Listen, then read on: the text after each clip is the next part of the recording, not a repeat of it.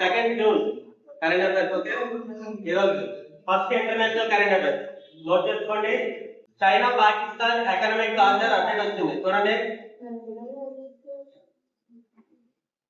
Feedback 2.0 China Pakistan recently agreed to accelerate development. చూడండి చైనాకి ఎందుకు ఇది ఇంపార్టెంట్ ఫీడ్బ్యాక్ అంటే ఒకసారి మ్యాప్ చూడండి. ఇక్కడ చైనా ఉంది మనకి. ఓకే,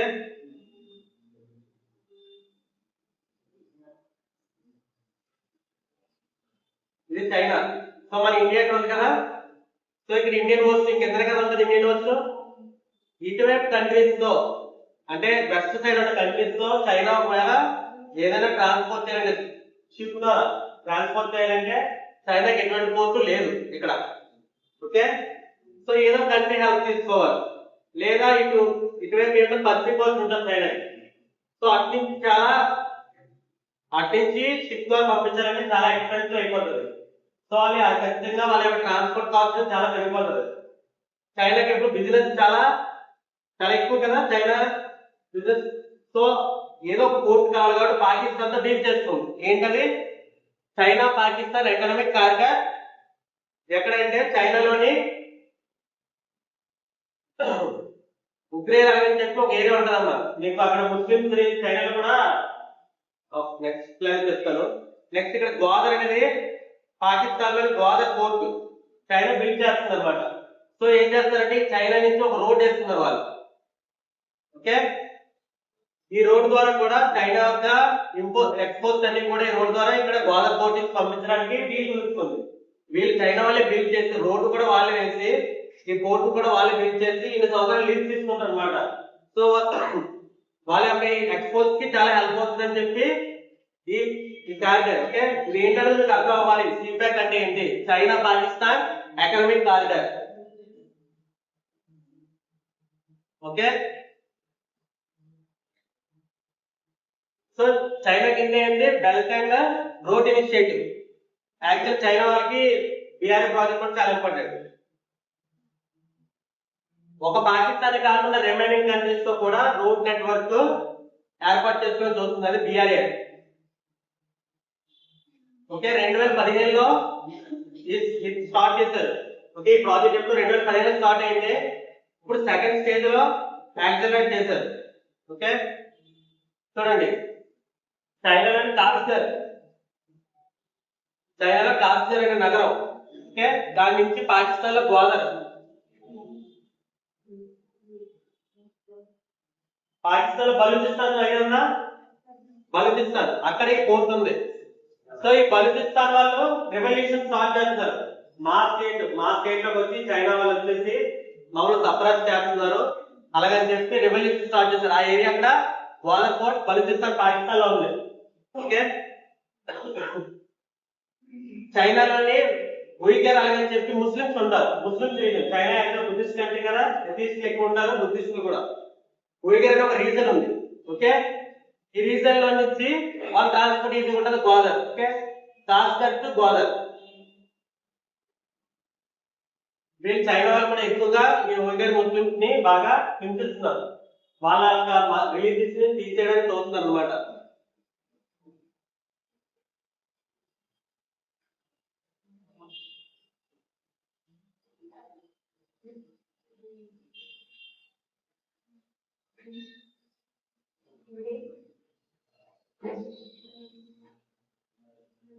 జియాంగ్ ఉయిగర్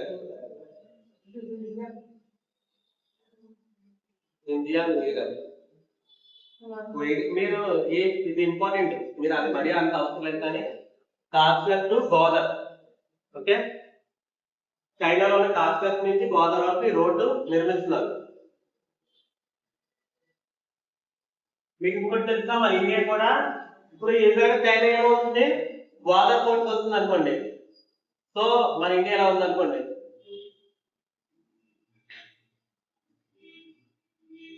సో సమ్వేర్ ఇక్కడ ముంబై ఉంది. సో ఇక్కడ పాకిస్తాన్ ఇక్కడ కరాచీ ఉంది. సో ఇక్కడ గ్వాదర్. సో యూజువల్ గా మన చైనా పాకిస్తాన్ మన ఎనిమీస్ కదా. చైనా పాకిస్తాన్ మన ఎనిమీస్. సో ఇక్కడ పాకిస్తాన్ గ్వాదర్ పోర్ట్ లో ఉంటది, కరాచీలో చైనా గ్వాదర్ పోర్ట్ లో ఉంటుంది. సో వాళ్ళ యొక్క సైన్యం కూడా తీసుకుని వచ్చేది, వాళ్ళకి ఆ హక్కు ఉంది. అలాగే కరాచీలో పాకిస్తాన్ ఉంది, మన ముంబై ఇక్కడ ఉంటుంది. సో ఈజీగా అటాక్ చేయాలనుకుంటే రెండు అటాక్ చేసేస్తే మనం. సో అందుకు ఇండియా ఏం చేసింది, ఇరాన్ తో ఒక డీల్ కుదురుతుంది.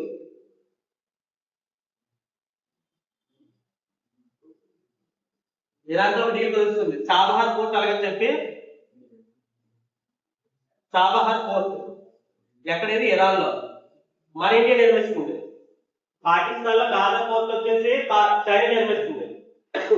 ఇరాన్ లో చాబహార్ పోర్ట్ మనం నిర్మిస్తున్నాం. సో ఆటోమేటిక్ ఏమవుతుంది, ఇక్కడ కూడా మన ఇండియా పాకిస్తాన్ పక్కనే, ఇది పాక్ అనుకోండి, ఇరాన్ పక్కనే ఉంటది. సో ఈ గ్వాదర్ పోర్ట్ కి ప్యారల్ గా మనం చాబహార్ పోర్ట్ నిర్మిస్తున్నాం. సో ఆటోమేటిక్ ఏమవుతుంది, మన ఇండియా నేవీ కూడా అక్కడ వెళ్ళి ఉండొచ్చు. సో ఎటువంటి అటాక్ చేయడానికి కూడా అవకాశం ఉండదు. కానీ ప్రజెంట్ యుఎస్ ఇరాన్ వార్ జరుగుతుంది కదా, ఆ వార్ జరగడం వల్ల ఈ చాబహార్ పోర్ట్ డిలే అవుతూ ఉంది. ఓకే, చూడండి national current affairs. Startup PDS. PDS అంటే పబ్లిక్ డిస్ట్రిబ్యూషన్ సిస్టమ్.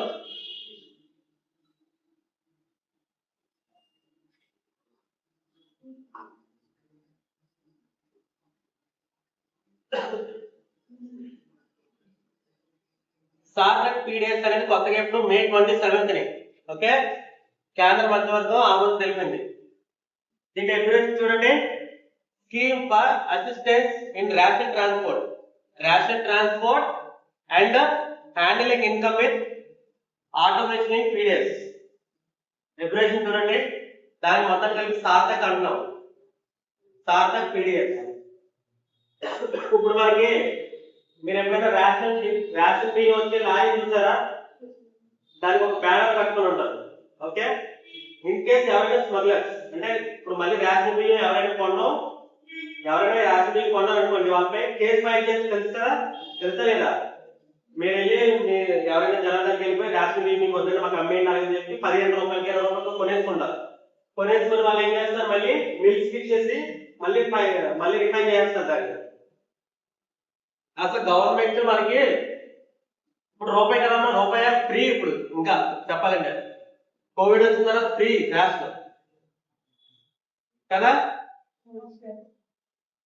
మనకు ఒక కేజీ రేషన్ కి అదే కేజీ బియ్యానికి 33 rupees, around 33 rupees government pay చేస్తుంది మన తరఫు పూర్ పీపుల్ అని చెప్పేసి. సో ఇందులో సెంట్రల్ గవర్నమెంట్ అరౌండ్ 27 రూపీస్, 30 ఎంత ఉంది, 27 రూపీస్ సెంట్రల్ గవర్నమెంట్ ఇస్తే రిమైనింగ్ స్టేట్ గవర్నమెంట్ ఇస్తుంది. సో ఇది కంప్లీట్ గా కూడా ఫ్రీ రేషన్ కదా అనుకుంటున్నాం మనం, కానీ గవర్నమెంట్ 33 రూపాయలు పే చేస్తున్నారు. సో మనం ఏం చేస్తాం, 15 రూపాయలకి 20 రూపాయలు కొంతమంది ఏం చేస్తారు, జనాలు అమ్మేసుకుంటున్నారు. అమ్మేసుకున్న తర్వాత ఏమవుతుందండి, మళ్ళీ మిల్లికి వెళ్ళిపోయి పాలసీ రైస్ కింద వచ్చేస్తుంది. సో మళ్ళీ కొంతమంది ఏం చేస్తారంటే అదే రేషన్ ని గవర్నమెంట్ అమ్మేస్తున్నారు. చూడండి, ఈ రేషన్ 10 రూపాయలు కొంటారు, అదే కొనేసిన రేషన్ ని మళ్ళీ 33 రూపాయలు గవర్నమెంట్ అమ్మేస్తారు, మళ్ళీ గవర్నమెంట్ అమ్మేస్తుంది. ఇదంతా ఒక ఫ్రీ సైకిల్ జరుగుతుంది కదా. సో ఇలాంటి ప్రాబ్లమ్స్, ఇలాంటి స్మగ్లింగ్స్ జరగకుండా రేషన్ ట్రాన్స్పోర్ట్ చూడండి, రేషన్ ట్రాన్స్పోర్ట్ అనేది ట్రాన్స్పరెంట్ గా ఉండాలి. అలాగే ఆటోమేషన్ పీడిఎస్ ఎక్కడ కూడా రేషన్ షాప్ లో కూడా వీళ్ళు ఏంటి, రేషన్ షాప్ వాళ్ళు కూడా ఎక్కడ కూడా మిస్యూజ్ చేయకుండా ఈ స్కీమ్ పెట్టారు. Okay, Sarthak PDS scheme important, చాలా ఇంపార్టెంట్, ఖచ్చితంగా రావచ్చు. చూడండి, దీనికి ఎంత 25,530 crores. ఎంత హ్యూజ్ అమౌంట్, ఇంత హ్యూజ్ అమౌంట్ ఎలకేట్ చేసింది గవర్నమెంట్, చాలా హ్యూజ్ అమౌంట్, 25,000 కోట్లు ఈ స్కీమ్ కి. ఎందుకంటే మనం పూర్ పీపుల్ ని వాళ్ళకి ఫైనాన్షియల్ గా హెల్ప్ చేద్దామని చెప్పి రేషన్ బియ్యం ఇస్తున్నాం. కానీ వీళ్ళు ఏం చేస్తుంది, మళ్ళీ ఆ రేషన్ బియ్యం తక్కువ రేట్ అమ్మేసి మళ్ళీ గవర్నమెంట్ 33 రూపాయలు. సో టోటల్ గవర్నమెంట్ ఎంత లాస్ అవుతుంది, అక్కడ 33 రూపీస్, ఇక్కడ మళ్ళీ మనం పే చేస్తున్నాం 10 రూపీస్. వాడి ప్రాఫిట్ వచ్చేసరికి 50 రూపీస్ పై ప్రాఫిట్ వస్తుంది. ఓకే, గవర్నమెంట్ ఇదంతా లాసే కదా. సో ఈ స్కీమ్ టైం లైన్ ఇచ్చారు 2026 ఏప్రిల్ నుంచి 2031 మార్చ్, అంటే 5 years కి మొత్తం. ఓకే,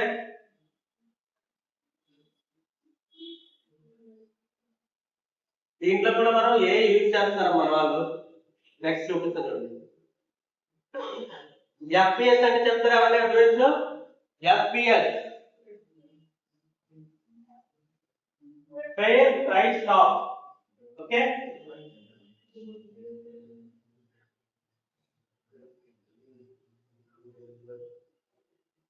మన సైడ్ లో చౌక ధరల దుకాణం అంటాం, అవునా కదా? సో అంతర్గత ఆహార ధాన్యాల రవాణా, ట్రాన్స్పోర్ట్, అలాగే డీలర్స్ కి ఒక మార్జిన్ ఉంటుంది. ఆ మార్జిన్ కూడా వాళ్ళు మిస్యూజ్ చేయొచ్చు పథకంలో. ఈ స్కీమ్ అనేది ఇప్పుడు ఇందులో ఇంక్లూడ్ చేస్తారు. ఓకే, స్టార్ట్అప్ లో ఏమేమి ఇంక్లూడ్ అయ్యాయి? ఒక స్కీమ్ ట్రాన్స్పోర్ట్, నెక్స్ట్ డీలర్స్ యొక్క మార్జిన్, నెక్స్ట్ అలాగే స్మార్ట్ పీడిఎస్ అని చెప్పి రీసెంట్ గా మీరు రేషన్ డిపోలో ఒక పీడిఎస్ మెషిన్ ఉంటుంది. పీడిఎస్ మెషిన్ ద్వారా స్మార్ట్ పీడిఎస్ రీసెంట్ గా వచ్చిన దాన్ని కూడా ఇందులో విలీనం చేశారు. ఓకే, ఏ స్కీమ్స్ విలీనం చేశారంటే స్మార్ట్ పీడిఎస్, అలాగే transport and FPS dealers margin. So వాళ్ళకి ఇంత మార్జిన్ ఇవ్వాలని చెప్పి ఉండేది, దాన్ని కూడా విలీనం చేశారు. ఈ రెండు స్కీమ్స్ ఇంటిగ్రేట్ చేసి స్టార్ట్అప్ పీడిఎస్ ని మార్చారు.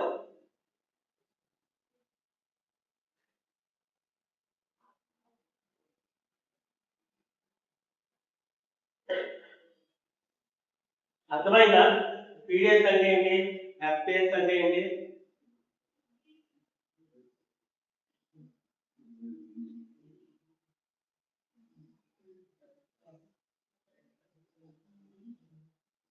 ఈ స్మార్ట్ పీడిఎస్ అంటే మీరు ఇంకా చెప్పండి చూడండి. మీరు మెషిన్ ఆన్ చేస్తారు, పీడిఎస్ మెషిన్ ఆన్ చేస్తారు, 5 కేజీల రైస్ బ్యాగ్ అక్కడ పెడితేనే ఆ పీడిఎస్ మెషిన్ కి వెయింగ్ మెషిన్ కి లింక్ పెట్టేస్తారు. ఆ మెషిన్ ఆ వెయిట్ కరెక్ట్ గా ఉంటేనే వాళ్ళు ఆ బిల్ అనేది అవుతుంది, అలాగే రాసడానికి అవుతుంది. సో స్మార్ట్ పీడిఎస్ అన్నమాట. సో ఈ స్కీమ్ ని, ఈ కంప్లీట్ గా స్కీమ్ ని మొత్తానికి స్టార్ట్అప్ పీడిఎస్ కి మనం ఇంటిగ్రేట్ చేస్తాం. ఓకే, నెక్స్ట్ చూడండి దీని గురించి టెక్నాలజీ ఇన్ఫ్రాస్ట్రక్చర్ స్టార్ట్అప్ పీడిఎస్ గురించి. సో ఇంపార్టెంట్ కాబట్టి నేను అన్ని ఎక్స్ప్లెయిన్ చేస్తాను క్లియర్ గా. ఇందులో మనకి ఏంటంటే ఉన్నాయి నిర్మల్ పీడిఎస్. నిర్మల్ పీడిఎస్ అంటే ఏంటంటే బెనిఫిషరీస్ ఉందా, మనం వెళ్ళాం కదా. సో బెనిఫిషరీని ఒక ఆర్గనైజర్ గా ఉంచాలని చెప్పి ఏ బేస్ లో real time registry. So beneficiary registry ఏంటది? నిర్మల్ పీడిఎస్. నెక్స్ట్ ఆశ ఏంటి? మన ఏదైనా మనం ఫిర్యాదు అంటే కంప్లైంట్స్ ఇవ్వాలనుకుంటాం, గ్రీవెన్సెస్, దాని యొక్క సొల్యూషన్ కూడా. Okay, citizen platform. నెక్స్ట్ సాక్ష్యం, క్యూఆర్ కోడ్. ఇదేంటి? మన ట్రాన్స్పోర్ట్ వెహికల్ మీద క్యూఆర్ కోడ్ పెడతారనమాట. నెక్స్ట్ అలాగే జీపీఎస్ కూడా, వెహికల్ జీపీఎస్ ఉంటుంది. ఇన్ కేస్ మీరు ఏదైనా వేరే వెహికల్ స్మగుల్ చేసేవాలనుకున్న వాళ్ళు సింపుల్ గా పాస్పోర్ట్ ఏంటి ఆ బ్యాగ్ లో కట్టుకుని వెళ్ళిపోతే పోలీసులు బ్యాగ్ లో ఏంటంటే అది గవర్నమెంట్ వెహికల్ వదిలేస్తారు. కానీ అలా కాకుండా ఏంటి, దానికి జీపీఎస్ ఉంటుంది, అలాగే క్యూఆర్ ఉంటుంది. సో క్యూఆర్ కూడా ఉంటది. ఆ క్యూఆర్ బట్టి అది జెన్యూన్ కాదని మనం చెప్పగలుగుతాం. ఇదంతా ఏ సప్లై చైన్ మేనేజ్మెంట్ వ్యవస్థ. ఓకే, సో దీనివల్ల ఏమవుతుంది? మనకి ట్రాన్స్పరెన్సీ పెరుగుతుంది, పారదర్శకత పెరుగుతుంది, అలాగే ఎక్కడ కరప్షన్ అనేది ఉండదు, అలాగే లీకేజెస్ ఉండవు.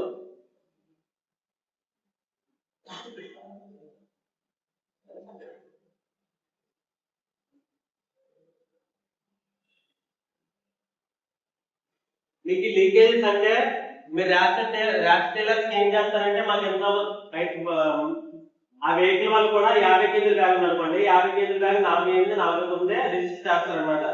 1 కేజీ లీక్ అయిపోయింది, 1 కేజీ ఇలా పోయింది అని చెప్పి. కానీ నెక్స్ట్ అలాగే అక్కడ స్టాప్ లో కూడా ర్యాష్ డీలర్లు కూడా మిస్యూజ్ అయిందని చెప్పి చేస్తారు లీకేజెస్ అనేది. సో అలా కొంత అమౌంట్ కొంతవరకు ర్యాష్ అనేది మిస్యూజ్ అవుతుంది. సో అలాంటివి కూడా మిస్ అవ్వకుండా ఇది హెల్ప్ అవుతుంది.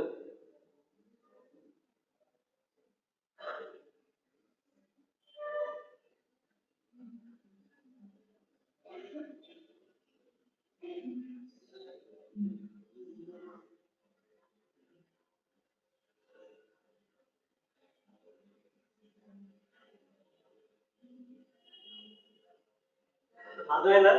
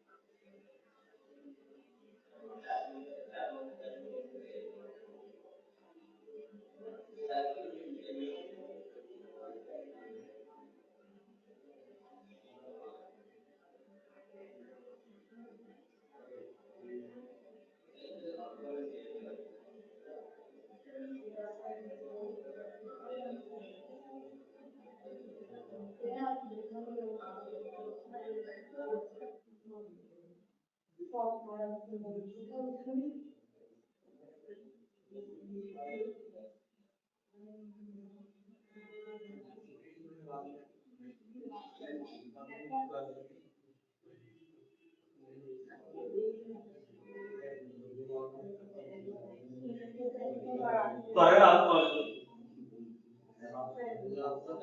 నెక్స్ట్ చూడండి సిప్పి.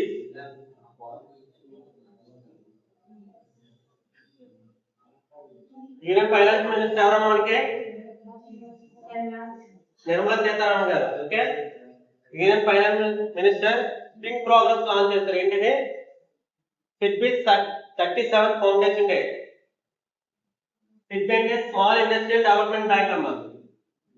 సిప్పి అంటే small industrial development bank.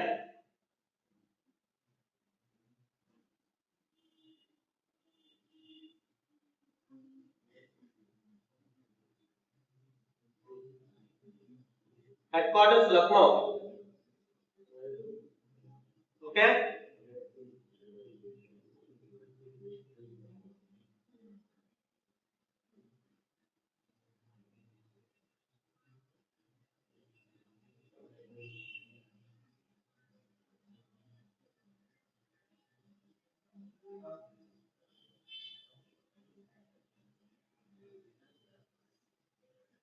Small industrial development bank. ఇందులో ఇప్పుడు 37th ఫౌండేషన్ డే ప్రకారం మనకి ఏంటి? మార్క్ ఫినామార్ట్ and moderation of rural enterprises, ఈ రెండు స్కీమ్స్ ని లాంచ్ చేశారు.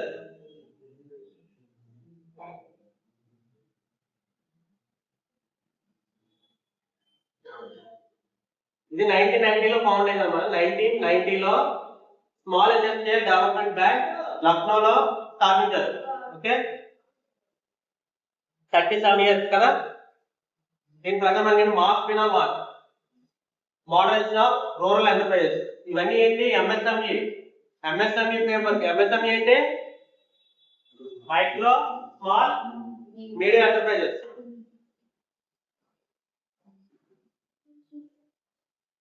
రెండు ఇంపార్టెంట్ రాసుకోండి. నెక్స్ట్ స్లైడ్ లో చెప్తాను వీటి గురించి.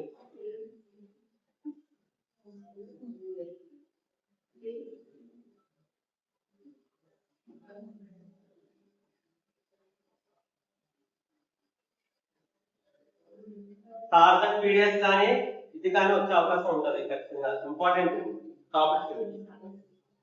Okay, okay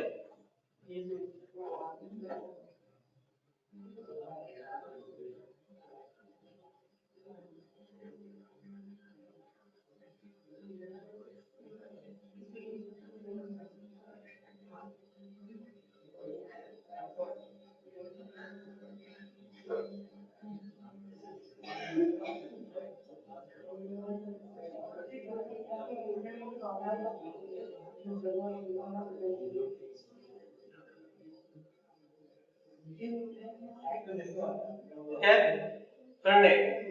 మ్యాక్సిన్ mark. మ్యాక్సిన్ మార్క్ అంటే ఏంటమ్మా? ఎంఎస్ఎంఈ సంస్థలు. ఇప్పుడు మనం ఇందులో ఈ ఎంఎస్ఎంఈ సంస్థలు ఏవైనా కానీ మనకి అడ్వాన్స్డ్ టెక్నాలజీతో ఉన్న మెషినరీని కొనడానికి ఒక డిజిటల్ ప్లాట్ఫామ్. మార్ట్ అంటే ఏంటి? మనకి మార్ట్ అంటే ఏంటి? ఒక షాప్ కదా, ఒక మార్ట్ షాప్ లాంటిది. సో డిజిటల్ ప్లాట్ఫామ్ ఇది. ఏంటి? దీనికి అడ్వాన్స్డ్ టెక్నాలజీ మెషినరీ ఎవరికి? ఎంఎస్ఎంఈ సంస్థలకి. Okay, next MORE program. ఇందాక చెప్పాను కదా, మోర్ ప్రోగ్రామ్ ఏంటంటే విలేజ్ లో ఉండే వాళ్ళు హ్యాండ్ క్రాఫ్ట్స్ ఉంటాయి కదా, చిన్న చిన్న వ్యాపారులకి, వాళ్ళకి ఒక ఆర్థిక సహాయం అందించేది. ఓకే, ఫైనాన్షియల్ అసిస్టెన్స్ ఇస్తుంది అన్నమాట వాళ్ళకి.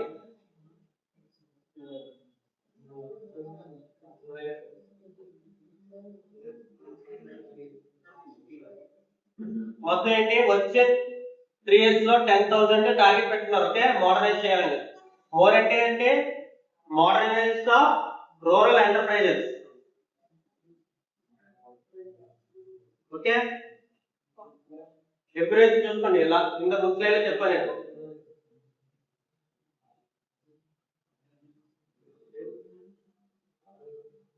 ఈ రెండు చాలా ఇంపార్టెంట్.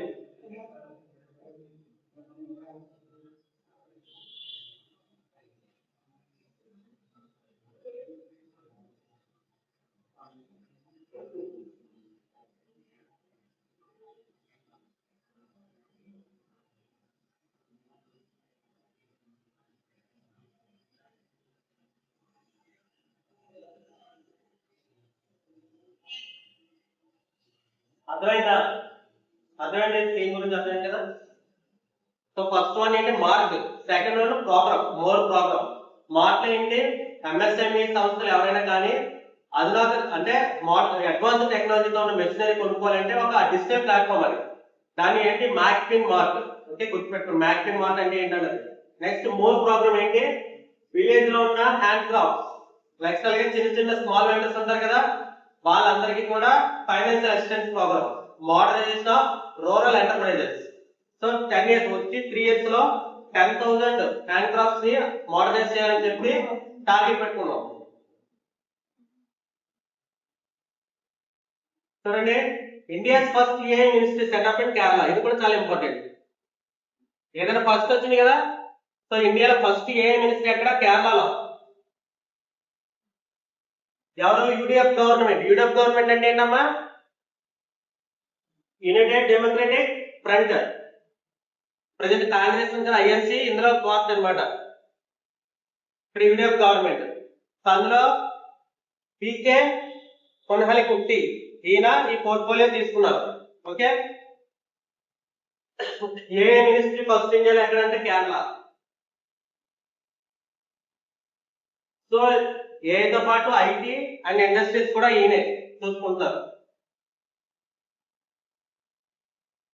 చూడండి ఏ ఒక పార్ట్ ఏంటి ఇప్పుడు ఏకంగా ఒక మినిస్ట్రీ కూడా ఫామ్ అయిపోయింది.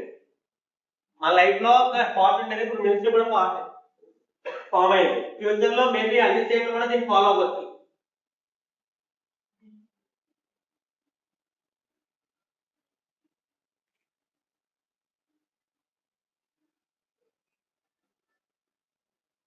మీకు కనిపిస్తుందా?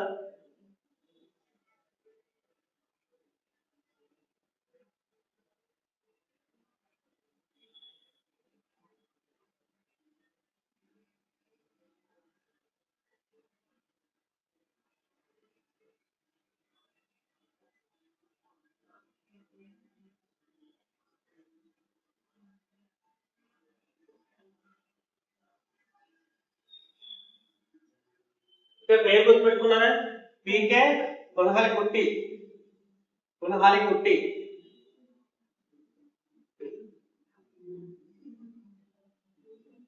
చాలా ఇంపార్టెంట్.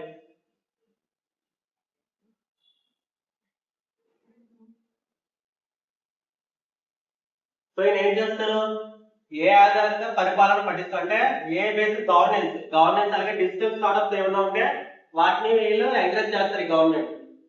Okay ministry. ఓకే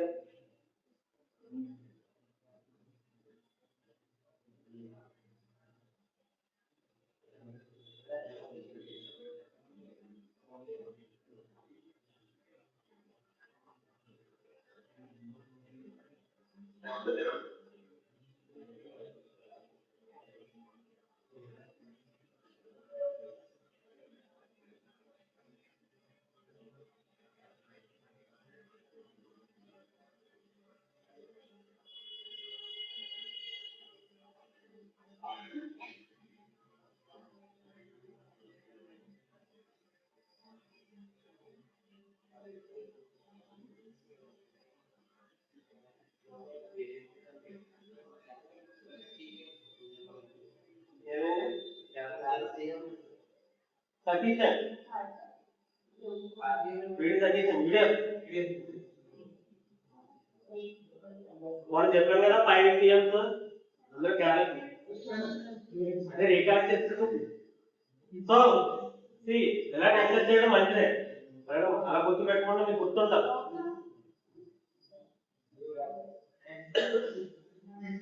చూడండి PM Ajay portal. Okay PM Ajay president Pradhan Mantri Anusuchit Jaati Abhyuday Yojana. చూడండి ఇది ఎవరు ministry of social justice and empowerment. ఈయన ఎవరు minister Virendra Kumar Khatik. Important PM Ajay portal mobile app కదా, PM Ajay mobile app.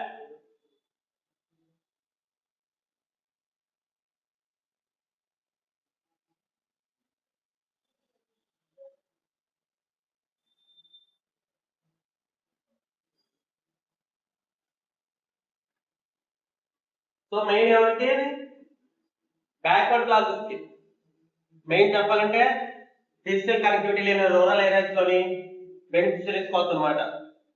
Digital governance బలోపేతం చేయడం కోసం. నెక్స్ట్ లెవెల్ చెప్తాను ఇంకా మీకు.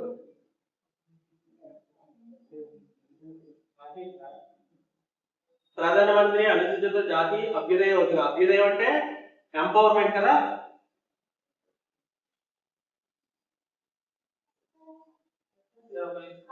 ఓకే.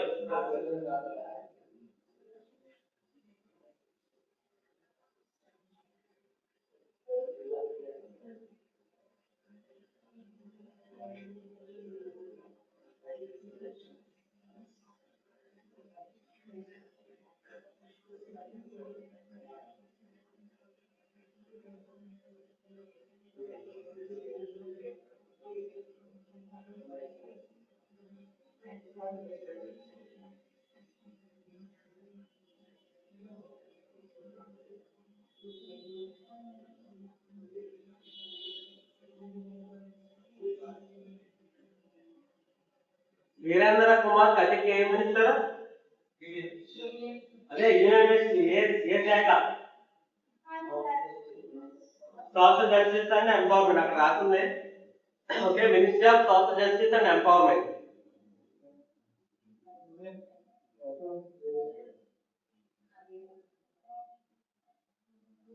మెయిన్ ఏంటిది? Welfare service delivery. యూజువల్ చూడండి, మన ఏజెన్సీలో ఉన్నాం అనుకోండి, అక్కడ సిగ్నల్స్ ఉంటాయా? ప్రాపర్టీ సిగ్నల్స్ ఉండవు, ఒక ఏరియాలో ఒక ఏరియాలో ఉండవు. కానీ మనకున్న సర్వీస్ అన్ని ఎలా ఉన్నాయి? Digital services. వాళ్ళు ఇప్పుడు పెన్షన్ ఇవ్వాలన్నా ఫేస్ అథెంటికేషన్ చేయాలి, రేషన్ ఇవ్వాలన్నా తప్పు పెట్టాలి. సో ప్రతిదానికి కూడా ఇంటర్నెట్ లింక్ అయి ఉంది.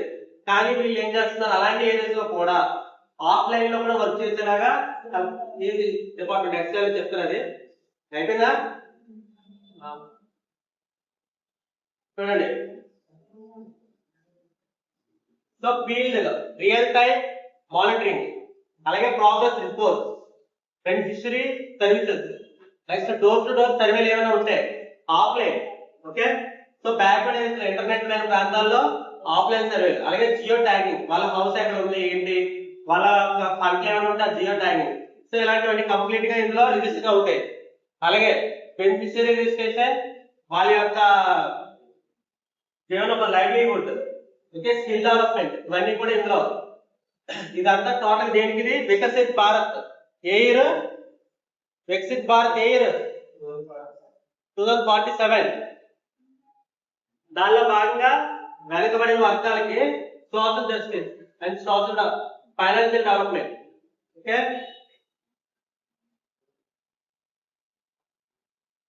సోషల్ అకాడమిక్ గ్రోత్ అంటాం. ఓకే,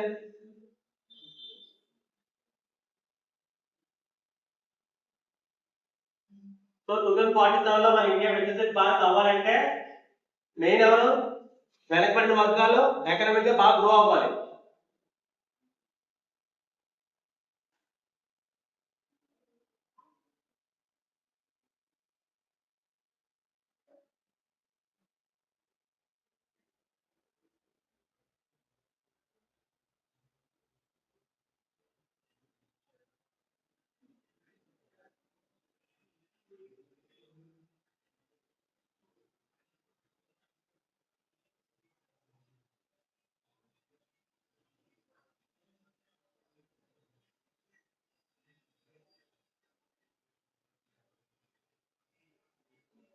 కేరళ సీఎం వల్ల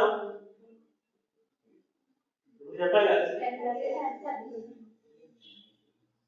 వీడి సతీష్. మళ్ళీ నువ్వు మాత్రం రైట్ వస్తున్నావు, నువ్వు గుర్తుపెట్టుకోవాలని చెప్పాను నేను. సతీశన్, వీడి సతీశన్. ఓకే, బెంగాల్, వెస్ట్ బెంగాల్ సువేందు అధికారి. ఎగ్జామ్ అన్నారు కదా. ఓకే, నెక్స్ట్ చూడండి మన state current affairs. Sea plane project. Already నేను సీ ప్లేన్ గురించి మీకు ఇంతకుముందు కరెంట్ అఫైర్స్ లో చెప్పాను కదా. సీ ప్లేన్ మన ఇండియాలో ఎక్కడ? మన ఇండియాలో మన ఇండియాలోనే చెప్పాలి. లక్షద్వీప్ లో స్కై హాప్ అనేది ప్రైవేట్. ఓకే, స్కై హాప్ అనేది ఆ కంపెనీ లక్షద్వీప్ లో ప్లేస్ చేసింది. ఒక 6 రిమోట్ ఏరియాస్ కి కనెక్ట్ చేసుకోవాలి. సో ఇప్పుడు మన ఆంధ్రాలో కూడా దీన్ని ఒక 10 ఏరియాస్ చూడండి, అంటే ఫ్యూచర్ ట్రాన్స్పోర్ట్ అన్నమాట. ఫ్యూచర్ ట్రాన్స్పోర్ట్ దీనికి ఎంత, ప్రతి ప్రాంతానికి 20 కోట్లు చొప్పున టోటల్ గా 200 కోట్లు, మొత్తం అన్ని 10 ఏరియాస్. ఓకే, ఇందులో టూరిజం అండ్ పుణ్యక్షేత్రాలు, మనకి గుళ్ళు ఉన్నాయి కదా, తిరుపతి ఇలా, అక్కడ మనకి ఎక్కువ టూరిజం ఉంటది కదా. సో అక్కడ రూరల్ ఏరియాస్ లో మన ట్రాన్స్పోర్ట్ చాలా ఇబ్బందిగా ఉంటది. చెప్తాను చూడండి, ఇది యాక్చువల్ గా నదిలో కూడా ట్రాన్స్పోర్ట్ ఉంటుంది, రివర్స్ లో కూడా. సో ఇది దేని కింద, ఉడాన్ స్కీమ్. ఓకే,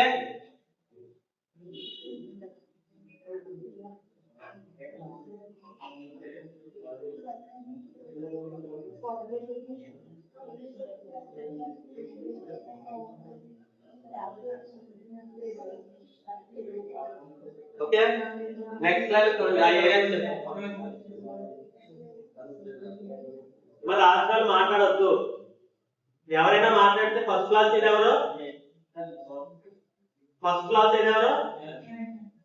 మీరు, ఇంకా నెక్స్ట్ క్లాస్ అయితే పక్కన ఉన్నవాళ్ళు.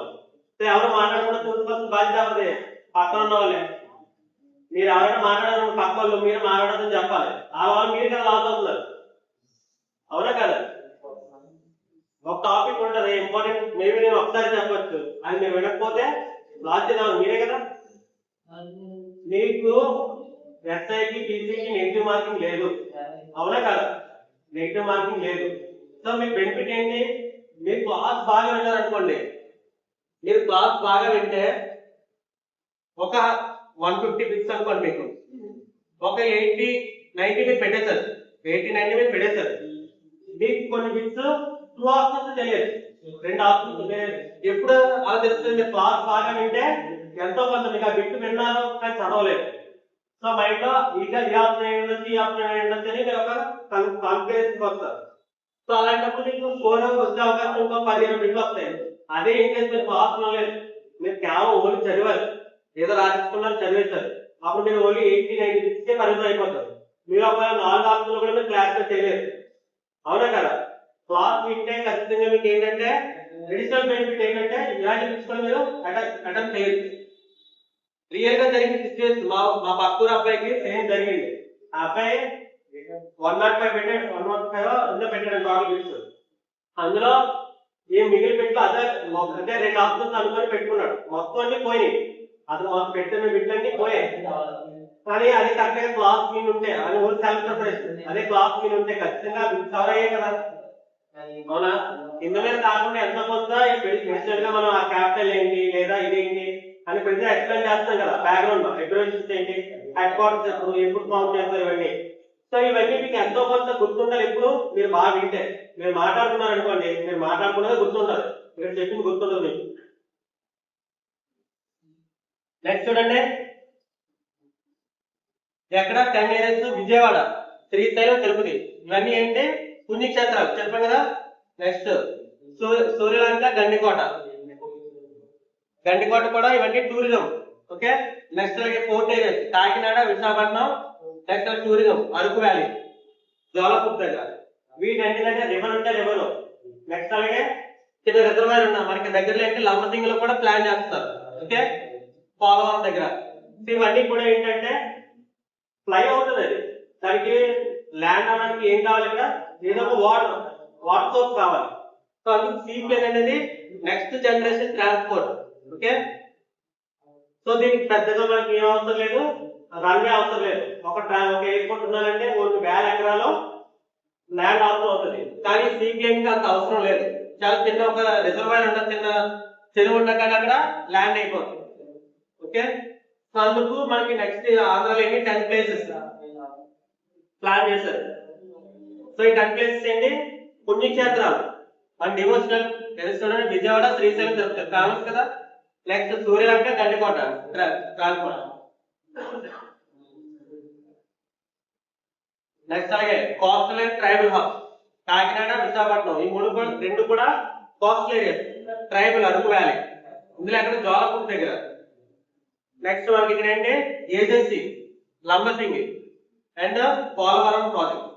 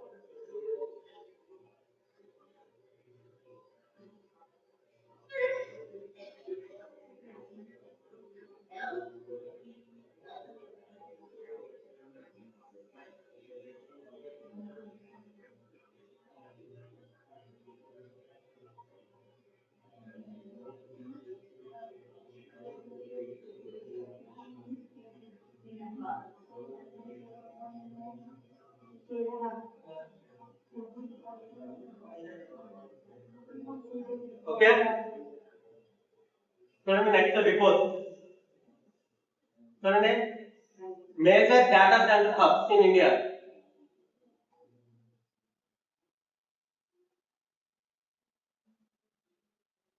సో ముంబై అనేది మన ఇండియాలో 2020 చివరి నాటికి 1 గిగావాట్ దాటుతుంది. డేటా సెంటర్స్ చెప్పాను కదా మీకు ఆల్రెడీ ఇంతకుముందు కరెంట్ అఫైర్స్ లో డేటా సెంటర్స్ గురించి చెప్పాం.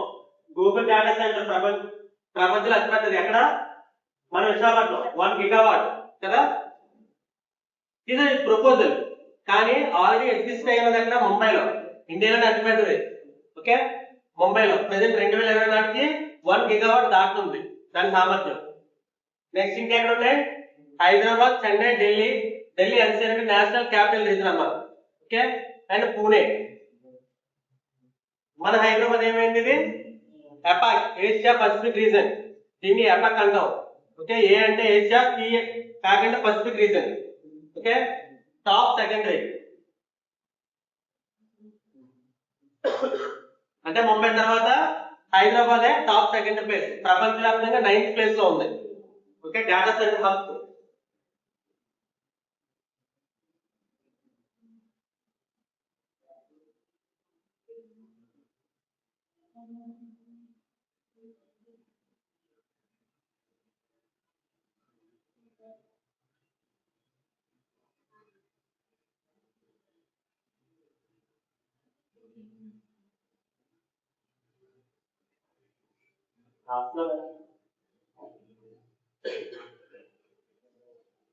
ఎపాక్ అంటే Asia Pacific reason. Okay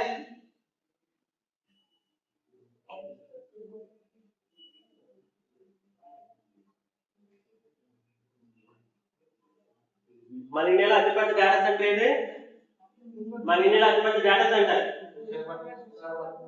Mumbai present ఉన్నది. ఇంకా స్థాపించబోతున్నారు ఇలాంటివన్నీ అయితే విశాఖపట్నం. కానీ ప్రెసెంట్ ముంబై 2020 చివరికి 1 గిగావాట్ దాటేస్తుంది.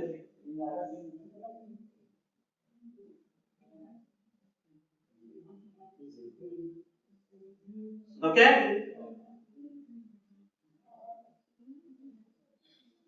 ప్రస్తుతం ఇండియాలో చూడండి 2020 మేకి విడుదలైన రిపోర్ట్ ప్రకారం భారత్ సెకండ్ ప్లేస్ లో ఉంది. ఏ రీజన్ ఏషియా పసిఫిక్ రీజన్ లో.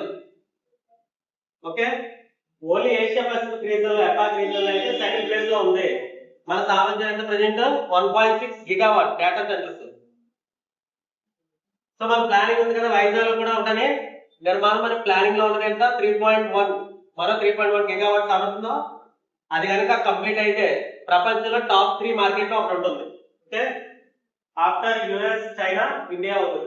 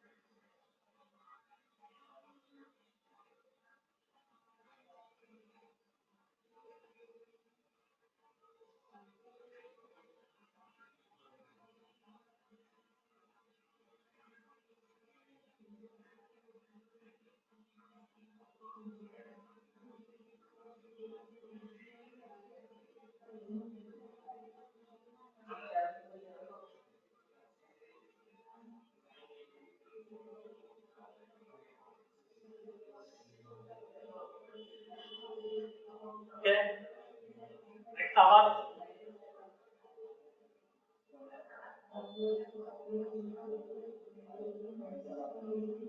చూడండి UN honours to Indian peacekeepers. Okay, ఈ అవార్డు పేరు కూడా గుర్తుపెట్టుకోవడం చాలా important. Dag Hammarskjold medal. Okay, Dag Hammarskjold medal ఎవరికి వచ్చింది? హర్భజన్ సింగ్. ఓకే, సుజిత్ కుమార్ ఇద్దరికి కూడా. యుఎన్ఓ ఇస్తుంది. యుఎన్ఓ అంటే UNO Indian peace keepers June 5th. Okay, recent గా ఇప్పుడు నెక్స్ట్ వచ్చి జూన్ 5th ని యుఎన్ఓ వీళ్ళకి న్యూయార్క్ లో వేస్తుంది. వీళ్ళు బంగాళాతో చనిపోయారు వీళ్ళిద్దరు, మళ్ళీ ప్రదానం చేస్తుంది.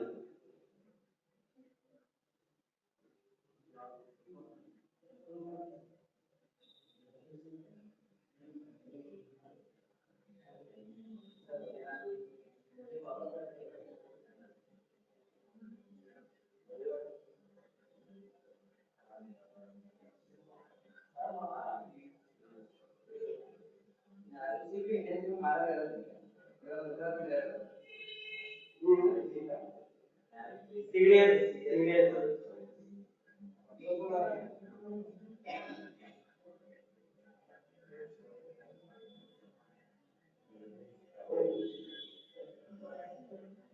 ఓకే, చూడండి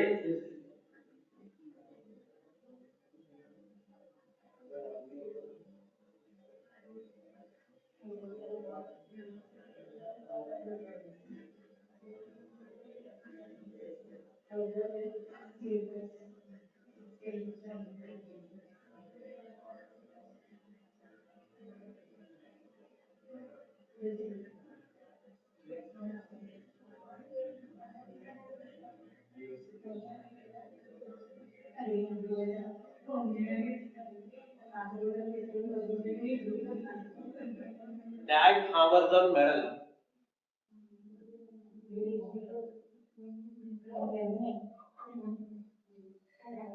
పీస్ కీపర్స్ ఎవరైతే శాంతి కోసం, అంటే వీళ్ళు సైనికులు కానీ పోలీసులు కానీ ఏదైనా కానీ శాంతి భద్రతలో వర్క్ చేసేవాళ్ళు, వాళ్ళు చనిపోయిన తర్వాత ఇచ్చే మెడల్ ఎవరు ఇస్తారు? యుఎన్ ఇస్తారు.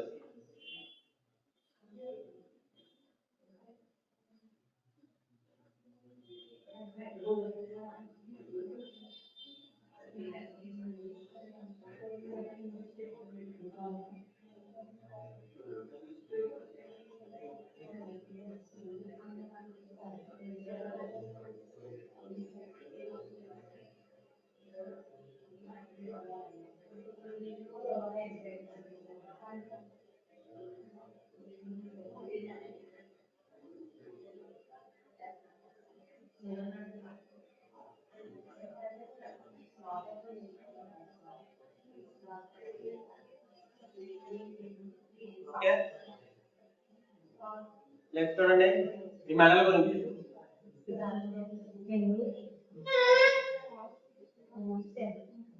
UN piece keeping. నెక్స్ట్ చూడండి చెప్పాను కదా, సైనిక పోలీస్ నెక్స్ట్ అలాగే సివిల్ డిపార్ట్మెంట్ ఎవరన్నా కానీ వాళ్ళు సేవ చేసి చనిపోయిన వాళ్ళు కావు. ఓకే, డాగ్ హ్యామర్సోల్జ్ అనే వ్యక్తిగా పేరు మీద ఇస్తున్నారు. జాంబియాలోనే ఉండేవారు డాగ్ హ్యామర్సోల్జ్ అనేవారు 1960 వాళ్ళు చనిపోయారు. ఓకే, అక్కడ వ్యవస్థలు 1388 నుంచి ఉన్న ఒక వ్యవస్థ మీద పోరాటం చేస్తూ చనిపోయారు.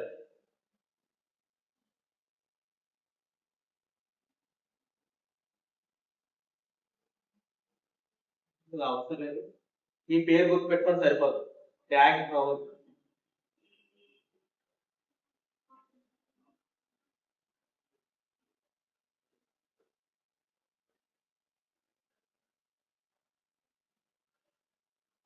అవసరం లేదు, సరిపోతుంది. జాంబియా.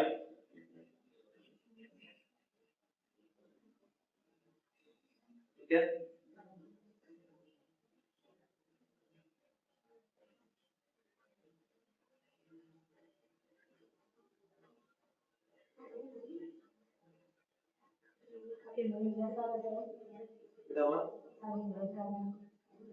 దాని ముందు స్లైడ్ రిలేటెడ్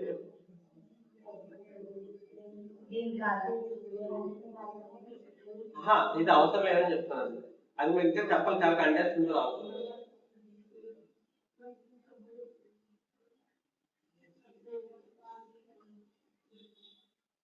సో ఆయన పేరు గుర్తుపెట్టుకోండి, ఐక్యరాజ్య సంస్థ రెండో ప్రధాన కార్యదర్శి. ఓకే, డాగ్ హ్యామర్సోల్జ్ ఆయన మార్గదర్శిస్తున్నారు.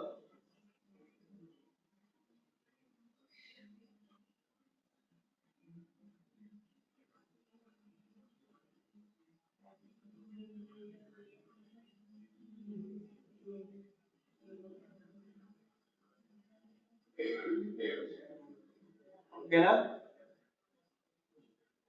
చూడండి మేజర్ అభిలాష భరత్ ఏమిటి యుఎన్ అవార్డు ఇంకోటి ఏంటిది, military gender advocate 2025 military gender advocate of the year. Okay, పేరు గుర్తుపెట్టుకోండి, మేజర్ అభిలాష భరత్.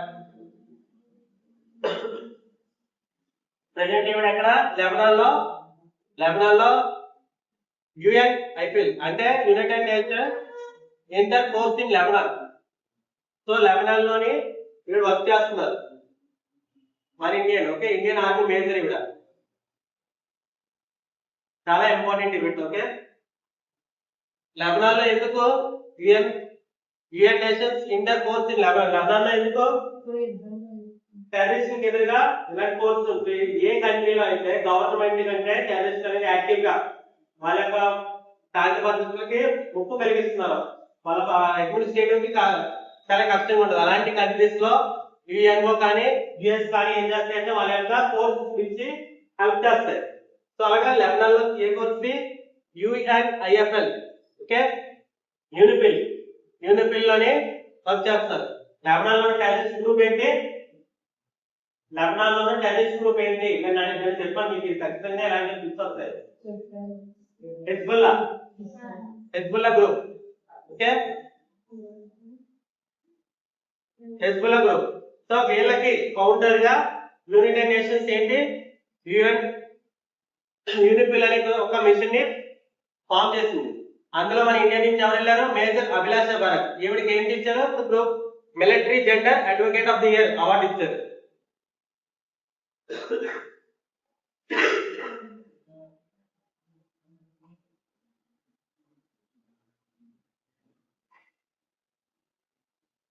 యూఏఎన్ అవార్డ్స్ చాలా ఇంపార్టెంట్, ఇచ్చే అవకాశం ఉంటుంది.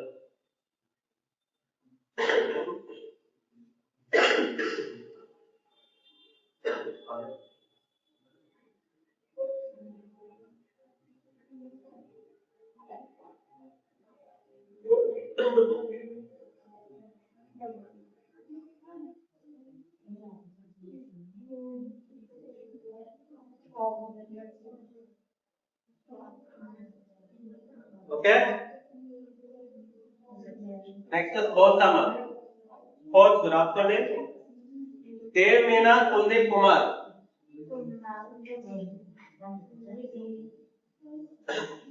నేషనల్ పోల్ వాల్ట్ రికార్డ్ కొత్త రికార్డ్ కాబట్టి ఖచ్చితంగా ఇంపార్టెన్స్ ఉంది. దేవ్ మీనా కుల్దీప్ కుమార్ అనే వాళ్ళు ఏ స్పోర్ట్స్ కి సంబంధించిన వాళ్ళు అని అడుగుతారు. ఏంటది? దేవ్ మీనా కుల్దీప్ కుమార్ ఏ sport? Pole vault. Pole vault. Okay, pole vault అంటే చూడండి, ఒక కర్ర తెలుసు, పోల్ అని ఒక పెద్ద పోల్ పట్టుకొని పైకి జంప్ అవుతారు కదా. ఓకే, సో వీళ్ళ రికార్డ్ ఏంటి? 5.45 మీటర్స్.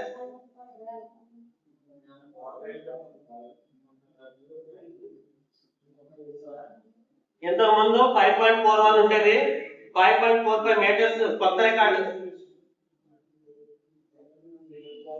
ఎక్కడ? Federation cup 2026 in 29 national senior athletics federation competition. Okay, ఇంతకు ముందు ఉన్న రికార్డ్ ఏంటి? 5.41, ఇప్పుడు 5.45 మీటర్స్. So important.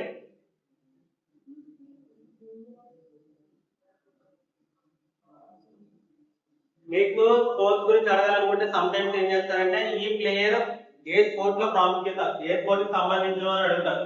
సో ఖచ్చితంగా మనం ఏ స్పోర్ట్ అనేది వాళ్ళ పేర్లు కూడా గుర్తుపెట్టుకోవాలి. సో రికార్డ్ అయితే క్రియేట్ చేశారు కాబట్టి ఇది కూడా ఇంపార్టెంట్.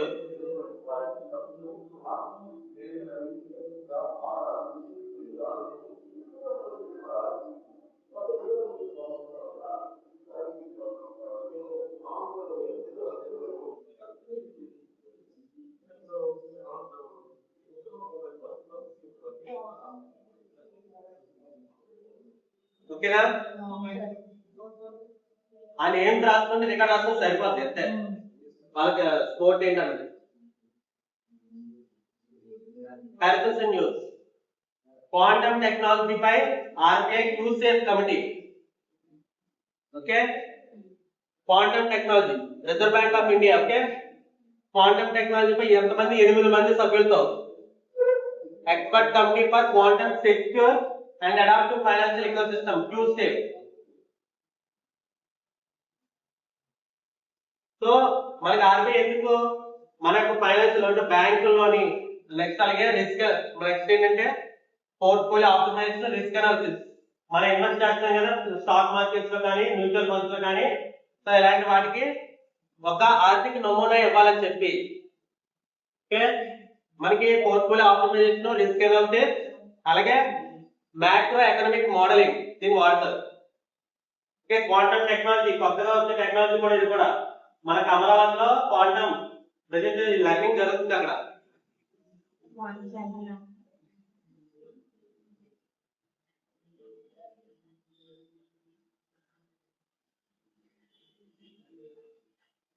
బీటెక్ ఫైనల్ ఇయర్ అయిన వాళ్ళు ఎవరైనా ఉంటే క్వాంటమ్ టెక్నాలజీ నేర్చుకోవడానికి అమరావతిలోని మనకి అక్కడ వాళ్ళ స్కాలర్షిప్ క్వాంటమ్ సెంటర్ ఏర్పాటు చేస్తుంది. సో క్వాంటమ్ సెంటర్ డైరెక్ట్ గా పెడతా అవ్వదు కదా, మనకి ఆ టెక్నాలజీ అందరికి రావాలి కాబట్టి వాళ్ళు నేర్పిస్తున్నారు. ఓకే,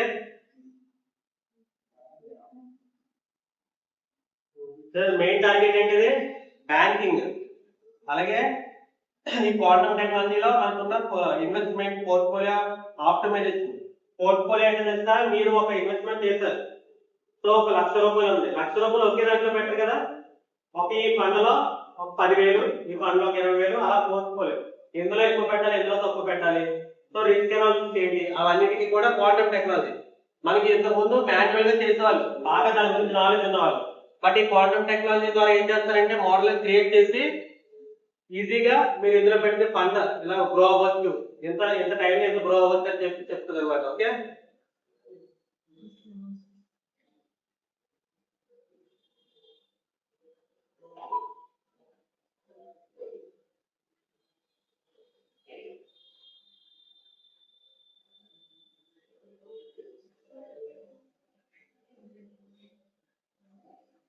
నెక్స్ట్ చూడండి, ఈ కమిటీకి కన్వీనర్ ఎవరు? అనిల్ ప్రభాకర్. ఇంపార్టెంట్. ఈ committee convener Anil Prabhakar. Next secretary సువేంద్రపతి.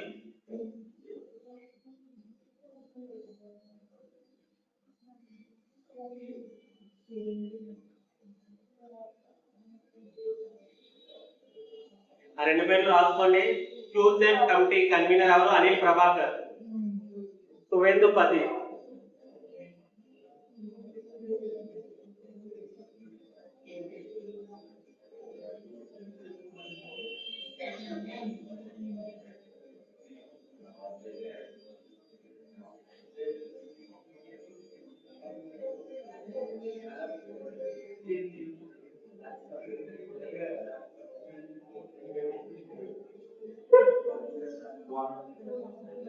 ఓకేనా?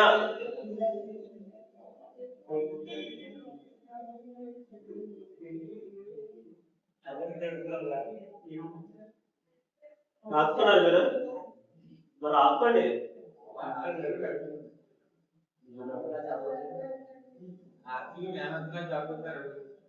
ఎవరికి వచ్చింది చెప్పండి మీరు. ఫోర్త్ విరాట్ కోహ్లీ కదా. పర్పుల్ క్యాప్ ఎవరికి వచ్చింది? పర్పుల్ క్యాప్ తగ్గిస్తారు అన్నమాట.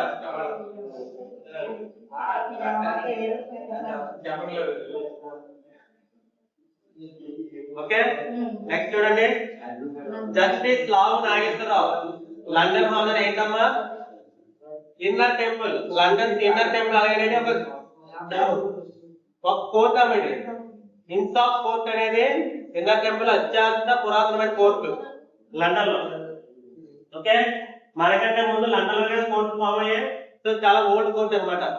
అందులో ఈయన ఇండియా నుంచి సెకండ్ పర్సన్ ఎంపికయ్యాడు. లండన్ ఇన్నర్ టెంపుల్ గౌరవ principal justice Lavu Nageswara Rao. Okay, ఆ పేరు గుర్తుపెట్టుకోండి. ఫస్ట్ ఎవరు? జస్టిస్ ప్రతీక్ జలాల్, తర్వాత ఈయన సెకండ్ పర్సన్. ఇన్నర్ టెంపుల్ అంటే లండన్ లో ఉన్న అత్యంత పురాతన కోర్ట్ అమ్మా, ఇన్సాఫ్ కోర్ట్.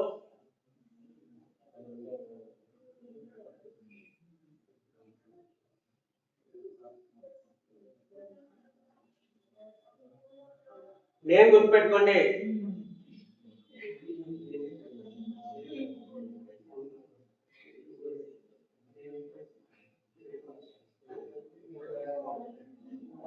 రాసుకున్నా?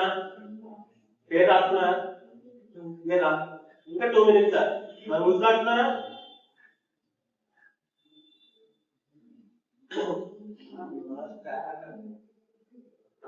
నెక్స్ట్ స్లైడ్ అయిపోయింది.